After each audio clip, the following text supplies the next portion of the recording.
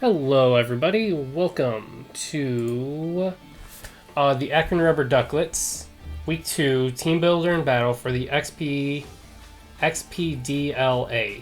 Acronym is 7 years long.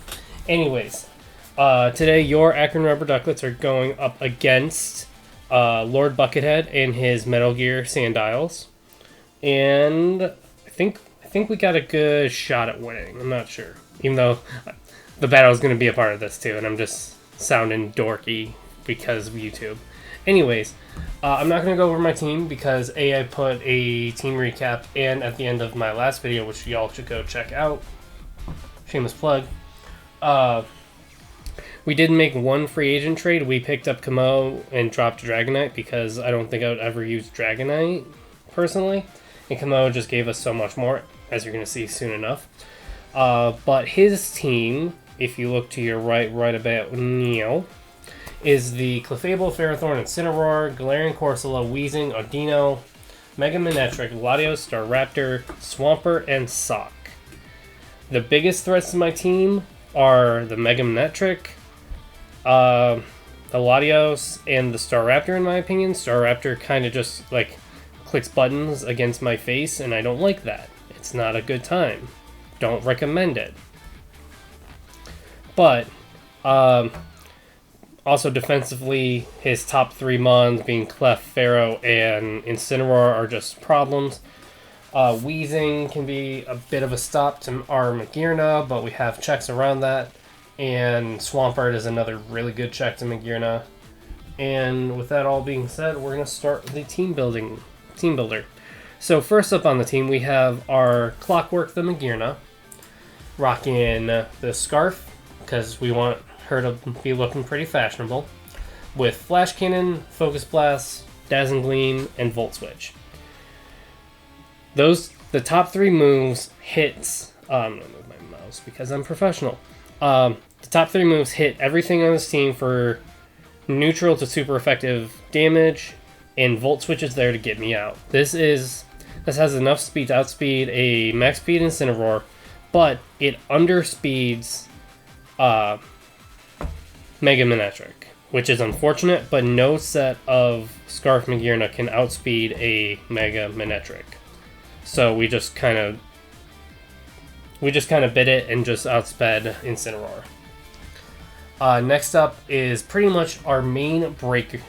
So this is like our late game sweeper and our like early game breakers, starting off with our Cinderace with his nice fashionable choice band with U-turn, Power Ball, High Jump Kick, and Sucker Punch. Look at his team and look at this. There's not much that wants to come in on this, and this outspeeds everything on his team that's not named Mega Manectric. And with this investment, I can two-shot anything on this team not named Swampert with the Power Ball. And then High Jump Kick, I'm pretty sure it might be a roll on physically defensive, but like a super defensive Swampert dies to 2 High Jump Kicks, I think. It's been a while since I built this team. Anyways, and U-turn's there just in case it's early game. I use it. I click U-turn on like the Latios or the Incineroar or something and just had to get out of there. And then our other half of our breakers is our Mega Pidgeot Charlie with the Hurricane, Heat Wave, Toxicking U-turn. It has enough speed to outspeed Latios, if I remember correctly. With Hurricane, Heat Wave, I already went over the moves. Hurricane hits everything on his team super hard. His only flying resist is Staraptor and Manectric, and they don't really want to take a Hurricane. And Heat Wave covers the Ferrothorn. Toxic's there for any switches I want to call, like I bring this in on Ferrothorn and he's going to switch to Unaware Clef because of other things I could ring. I Toxic it, and it's now easier to deal with. Same thing with the U-turn. If I can predict a switch right, I can U-turn the hell out and just be in a better spot. Now, as you can see right now, my team loses outright to Mega Manectric. Because Mega Manectric hurts this team a lot. So, we're going to bring our boy, Specially Defensive Komodo, with Taunt, Drain Punch, Poison Jab, and Flamethrower. This can 1v1 the Manectric to the point to where even if it goes down, the Manectric will be low enough where I can kill it with a Sucker Punch from Hotfoot here. Taunt is there to stop a Clefable switch, to stop Ferrothorn from setting up rocks, to stop Corsola from doing Corsola things. My cat is yelling at me for some reason. Words are my friend right now. Taunt's really good to just cover everything. Drain Punch is there to help me live against, or pretty much just get health back against the Ferrothorn, the Incineroar, the Manectric, which it's 1v1ing, Swampert, and Sock. Poison Jab is exclusively there for Clef, and I believe it does, I think, about 42 specially defensive. I'm not sure. I don't remember off the top of my head. And Flamethrower is there exclusively for the Ferrothorn. If it's not specially defensive, I think it does 50 to 60. So it gets 2 tap by it. And we're also soundproof. Soundproof is there for Parting Shot on Incineroar, because this can also cover the Incineroar. He can come in, click the Parting Shot button. Parting Shot does not affect soundproof, and then I punch him in the face and I get a lot of health back, and it's great. So this is our main special wall. Let's ignore that Latios that's right there. That's being scary that my mouse is under right now. And now let's go to our physically defensive check, being our Julius, the Jellicent. It is here to stop any physical threat from coming or from doing too much. With strength, with this investment, it still takes like 50 to 60% from Staraptor, so it's not a switch in. But I can 1v1 the Staraptor with this, and I can also, I believe, 1v1 the Incineroar. With the Colbur Berry and Strength Sap, I am able to lower Incineroar's attack so the knockoff doesn't do shit, and bring it to a point where Scald plus, pretty much just Scald, affects anything on his team. Toxic's there for the Audino and the Corsola in case they come. Taunt is there to stop them from being annoying. Now, personally for me, I like to bring at least one setup mon so I can either set up early game and break with it, or I just late game sweep something. And this week, like I'm going to figure most weeks, that is going to be our Necrozma, our Lightbringer, with Weakness Policy, Autonomized Heat Wave, or Earth Power, Heat Wave, Photon Geyser. Yes. With this investment, we should be able to outspeed, I don't think it's a Choice Scarf Latios because I can't hit it for hard, but probably a modest Mega Manectric because I think it can run it pretty No, it has to run Timid. It's probably enough speed for Timid, Mega Manectric. Enough special attack to or pretty much max special attack to hit hard. HP investment is what I had left over, and it helps me live a knockoff from the primary setter of my weakness policy being Incineroar. And at +2, it's a very high chance to kill an Incineroar after like a Flare Blitz recoil. So that's really good for me. But with all that being said, I'm going to jump over to the battle right about now-ish. Yeah. Hey, I had enough time. And as you can see, my opponent brought Mega Manectric, Sock, Corsola, Clefable, Incineroar, and Ferrothorn. This is number one thing that shocked me. I did not see a Staraptor. Thank God, because I didn't have anything for Staraptor outside of Jellicent. I also don't see a Latios, which is also fantastic because Latios kind of just destroyed a Mon every time it came in. Anyways, but I see Cinderace just going to town. And then once Clef and Incineroar are weakened, Magearna kind of just goes in. Corsola is going to be annoying, but will be fine.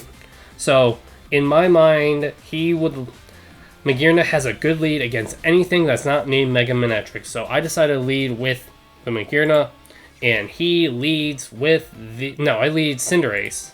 Hang on. I lead Cinderace because it outsped everything on his team out that's not named Mega Manectric. That's more like it. And this is the point where I switch into my Kamo because it's my check, as he goes for the Thunder Wave, which is huge. That means this thing can't get toxic and all of that. And I just go for the punch in the face on Nigel, and then I get paralyzed. I taunt him the next turn so he doesn't set up his rocks. And then I believe I just punch. No, I Flamethrower here. Do the damage I need to. He goes for Iron Head, which didn't do anything to me. He switches out into Clef on my Drain Punch, which did nothing, which thank God. I switch out into my Magearna on his God tier read of going for Flamethrower, bringing my Magearna down to half. At this point, I just click the Volt Switch to get out, where I can bring in my Necrozma. I went for this way too goddamn early. I should have weakened this. I should have done a whole lot of other things. I went into this way too early.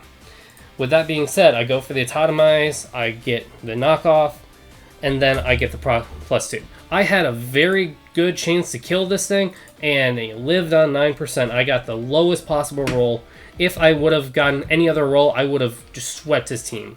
Anyways, I go back in Kamo thinking he would go into his Mega Manectric. I punch him in the face on his switch into Clef. No, I taunt him, sorry. I played this like 2 days ago. I taunt him because then he's not a problem. As he goes for Thunderbolt, thinking I would go into my Pidgeot. And then I click the Choice Band Pyro Ball button and annihilate the Coral. He goes into Suck, which is Mold Breaker. I'm a fucking idiot and could have saved this thing a little bit longer. I don't think he dies here, but I still could have saved this. And I could have killed him with a Pyro Ball. He was banking off a miss. As his Earthquake does that much, he goes for the knockoff. I take it comfortably, and then I recover up. And then from here, I believe I go for Scald on his switch in, which the more damage I have off on the Mega Manectric, the more damage, the better Cinderace is. So I go back into my check, he goes for Volt Switch, and he goes into Clef on this, because he's done it every time. I go for Poison Jab, bring him down to half, shows that he is max HP, probably not max. I'm thinking he's modest max special attack. I go into my Pidgeot, and he does so much, and that confirms that he's at least modest, maybe not full special attack. I just need damage off, so I go into my Mega Pidgeot and click the Ouch button.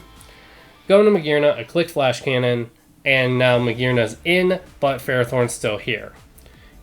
And Mega Manectric is. So I have to make the read of, does he go for Overheat, or does he go for T-Bolt? In my mind, there's no... This is a Magearna at +1. There's no way he's risking me doing anything. He's just going to Overheat here. As he goes for the Flamethrower, which does nothing. Well, it burns me, but that's not that big of a deal. I switch back into my Designated Switch on his Volt Switch as he goes into his Sock. This is his one shot to destroy this thing, and it does a good chunk. If I got frozen there, or if I got paralyzed, I lost.